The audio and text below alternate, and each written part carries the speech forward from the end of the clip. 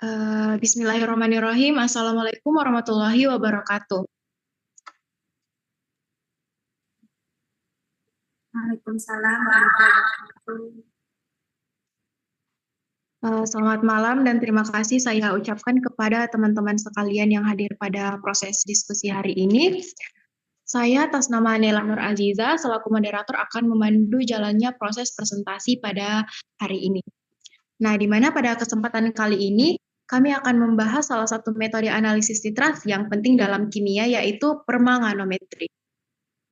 Dalam presentasi ini, kami akan menguraikan mengenai beberapa hal, diantaranya adalah bagaimana definisi dari permanganometri itu sendiri, lalu bagaimana prinsip dasar permanganometri, reaksi yang terjadi, metode permanganometri, serta bagaimana contoh perhitungan dalam teori kali ini. Kami harap penjelasan ini dapat memberikan pemahaman yang lebih mendalam terkait penggunaan metode ini di laboratorium dan dalam analisis kimia pada umumnya. Untuk itu, mari kita simak bersama-sama pemaparan materi hari ini, di mana untuk definisi dari permanganometri akan dipaparkan langsung oleh saudari kita, Ananda Nurul Hasdi. Kepadanya dipersilakan. Terima kasih saya ucapkan kepada moderator. Hai, saya Nanda Nurlanti yang akan menjelaskan tentang definisi dari permanganometri. Permanganometri adalah metode titrasi analitik yang menggunakan larutan kalium permanganat atau KMNO4 sebagai titran. Metode ini sering digunakan untuk menentukan konsentrasi zat reduktor. Karena KMNO4 dapat berfungsi sebagai oksidator yang kuat dalam kondisi asam. Nah, teman-teman, biasanya kan titrasinya itu menggunakan asam seperti larutan HCl atau NO4 atau HNO3 atau KO. Metri ini menggunakan larutan KMNO4.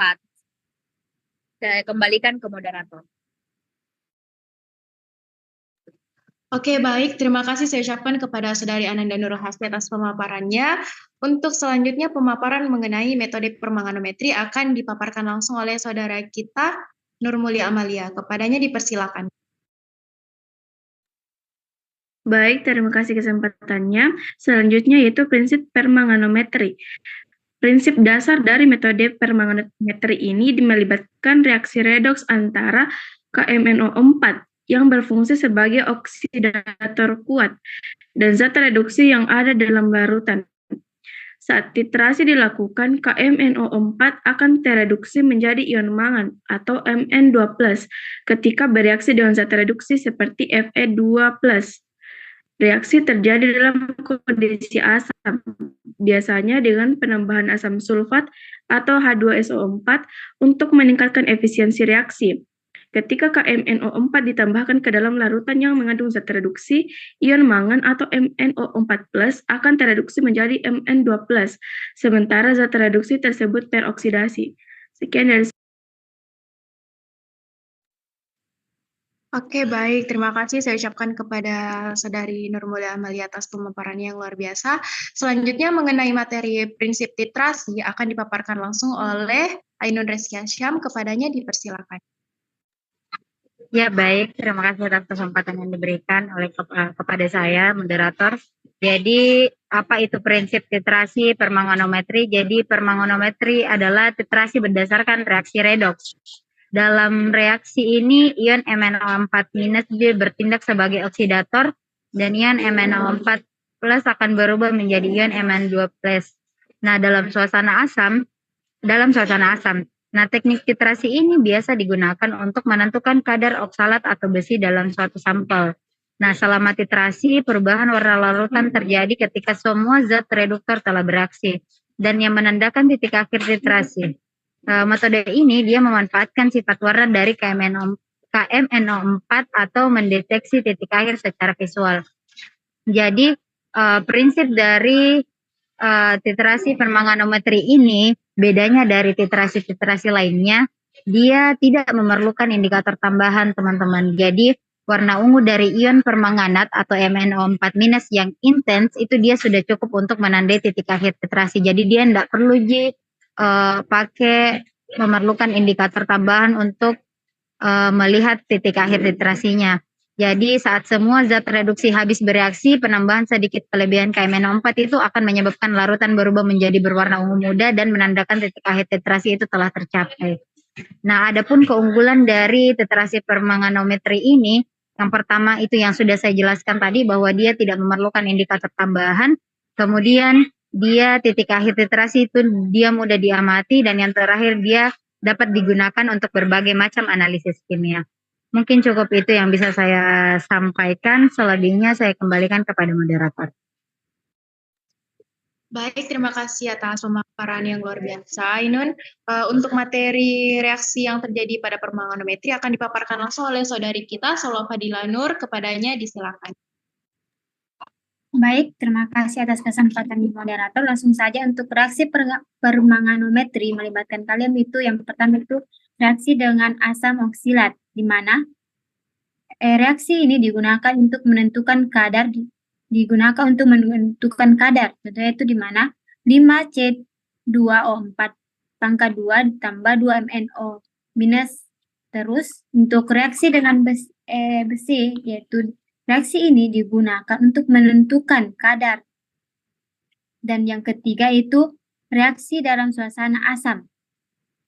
Ini menunjukkan bagaimana KMNO4 dalam melibatkan asam adalah agen pengoksidasi. Terus untuk yang selanjutnya itu natural, yaitu potensial standar reaksi elektronika ini adalah plus 1,69 V. Dan untuk yang terakhir adalah alkali. Reaksi ini berlangsung dalam larutan alkali dengan reaksi elektronik yang rendah dengan potensi rendah. Baiklah, saya kembalikan ke moderator. Baik, terima kasih atas pemaparannya, Salwa Fadila Nur. Selanjutnya kita akan melangkah ke materi metode permanganometri. Untuk metode permanganometri akan dipaparkan oleh saudari kita, Nabila Azmi Dilwa Putri. Kepadanya saya silakan.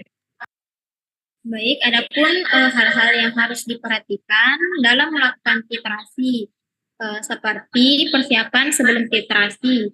Jadi pastikan larutan standar yang digunakan telah distandarisasi dengan baik dan konsentrasinya diketahui dengan tepat.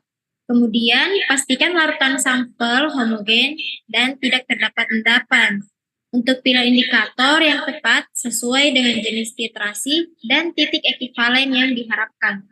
Kemudian untuk persiapan alat, ada buret, yaitu pastikan buret bersih dan tidak terdapat gelembung udara.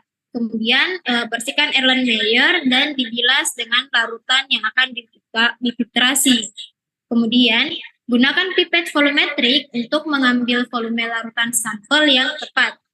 Adapun lingkungan yang harus diperhatikan yaitu usahakan suhu larutan stabil selama proses titrasi. Dan cahaya harus diperhatikan agar perubahan warna indikator mudah untuk diamati. Sekian dari saya kembalikan kepada moderator. Terima kasih atas pemaparannya, Nabila.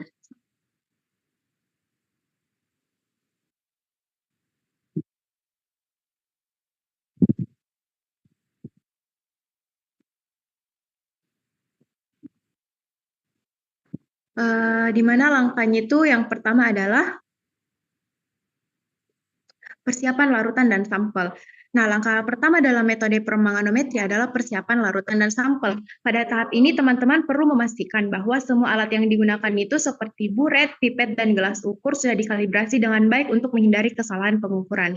Nah, untuk larutan titran, kita menggunakan larutan kalium permanganat dengan konsentrasi misalnya 0,1 m.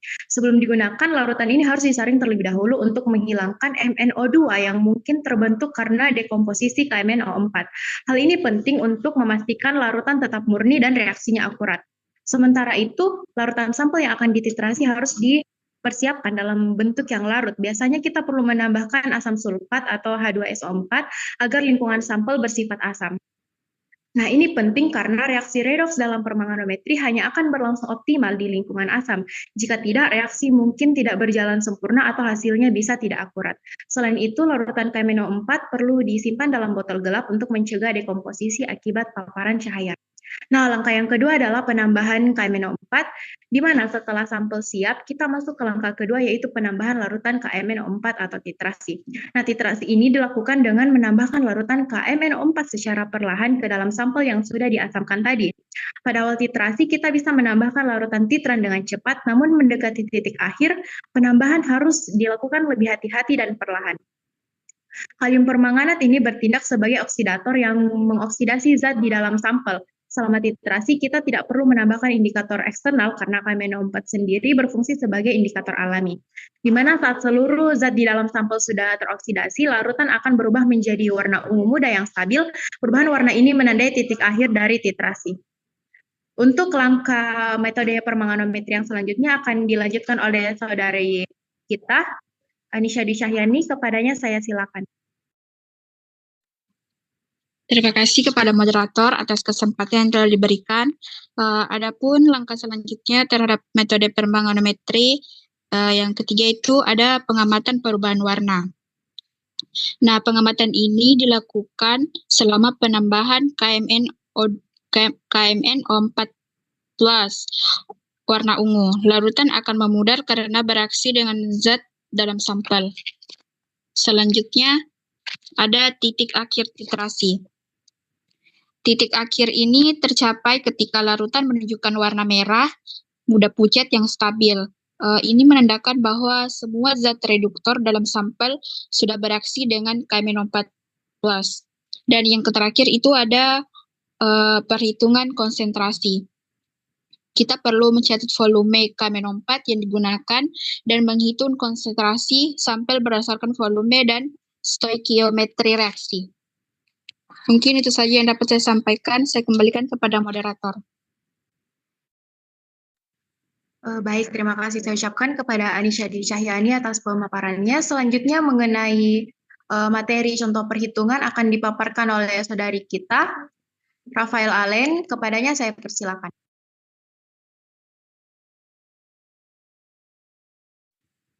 Baik, terima kasih atas kesempatannya moderator. Jadi di sini ada contoh perhitungan.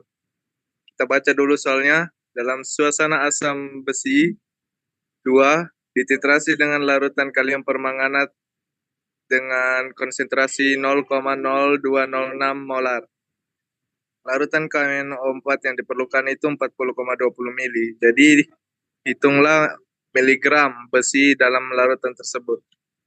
Jadi penyelesaiannya seperti ini. Dalam suasana asam dibuatkan dulu reaksinya. MnO4 minus ditambah 8H+ ditambah 5E Mn2+ ditambah 4H2O sama dengan 1. Di sini karena di bagian kiri itu ada 8, sedangkan di bagian kanan koefisiennya ada 9, jadi selisihnya 1. Kemudian di bawahnya lagi reaksi besinya, kemudian langsung saja pada titik ekivalen mol KMNO4 sama dengan M kali V. Konsentrasi dari KMNO4 yang ada di soal itu 0,0206 sama dengan 40,2 mili dari jumlah volume KMNO4-nya. Nah, di sini perbandingan molar feronnya, besinya dan KMNO4 itu 1. Dari atas itu yang reaksi di atas, kemudian diperlukanlah mol feronnya yaitu 5 kali 0,828 milimolar, sehingga didapat hasilnya menjadi 4,14 milimolar. Kemudian dikali dengan ini massa relatif dari feronnya yaitu 56, jadi 4,14 dikali 56 menjadi 231,8 mg. Lanjut. Baik, untuk contoh perhitungan kedua lagi, kita baca dulu soalnya. Sebuah larutan asam 0,02 m KMNO4 digunakan untuk titrasi 25 mili larutan besi 2 sulfat Jika titrasi menunjukkan bahwa 20 mili KMNO4 dibutuhkan untuk mencapai titik akhir, hitunglah konsentrasi larutan FeSO4. Jadi penyelesaiannya terlebih dahulu dibuat reaksinya, kemudian dari stokiometri reaksi didapatkan 1 mol MnO4 bereaksi dengan 5 mol Fe2+. Jadi dihitung mol KMNO4-nya dulu. Nah, mol KMNO4 itu didapatkan 0,02 mol per liter. Ini dari soalnya itu 0,02 M. Kemudian dikonversi ke liter dan dikonversi lagi ke mol menjadi 0,0004. Kemudian dihitung lagi mol Fe2+-nya yang dari larutan besi itu, sehingga 5 dikali mol KMNO4 menjadi 0,002 mol. Lalu dihitung lagi konsentrasi FeSO4-nya dikali 4 karena koefisien dari SO itu adalah 4. Jadi 0,002 kali 4 sama dengan 0,08 mol per liter. Jadi konsentrasi FeSO4 adalah 0,08 molar. Saya kembalikan ke moderator. Baik, terima kasih untuk Rafael Allen atas pemaparan materinya. Nah, mungkin ini juga sekaligus menjadi penutup jalannya presentasi pada hari ini. Saya Nela Nur Aziza sebagai moderator ingin mengucapkan terima kasih yang sebesar-besarnya kepada semua anggota kelompok yang telah memaparkan materi tentang permanganometri dengan sangat baik.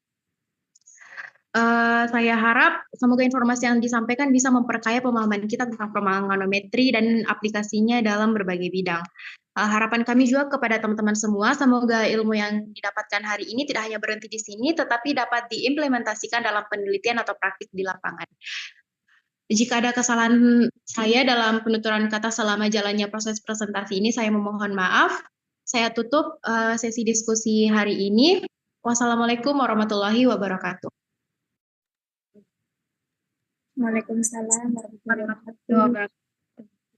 Terima kasih semuanya.